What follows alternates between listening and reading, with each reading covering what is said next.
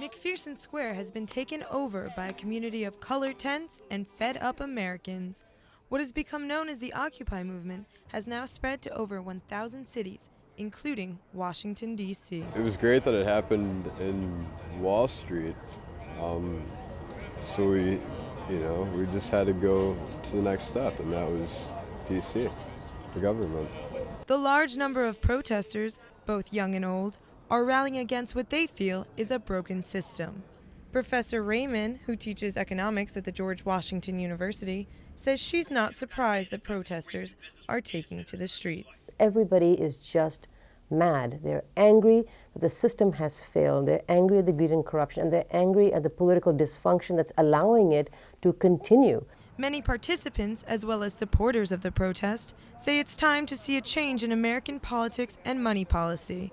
They believe an occupation is the only way to call attention to the cause.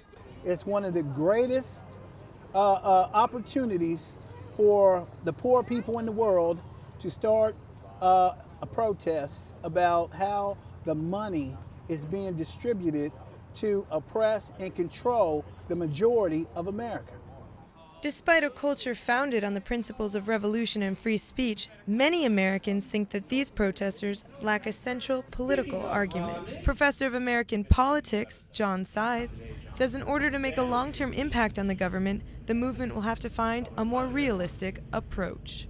I think the challenge for the movement is it needs to convert tents into votes. It needs to find a way to take the enthusiasm and the activism that's visible in these protests and turn it into more conventional forms of political participation so that it can actually elect the politicians that would do something to address the issues that they're concerned about. Protesters, however, say it's not so much about votes, but protecting their civil liberties. They keep asking us for statements about the occupation, but the occupation is the statement. I mean, we are out here reclaiming public space, reclaiming the commons, and by doing that, we are making a very political, radical statement. Despite public doubt in the effectiveness of this movement, protesters say they're prepared to stay as long as it takes. We're going to have to persist and persevere, and that's the only way things are going to get accomplished in the end. I think everybody pretty much recognizes that, and that's why we're getting ready for the winter. With no central leadership and a harsh winter ahead, it's uncertain where the movement is going and how long it will last.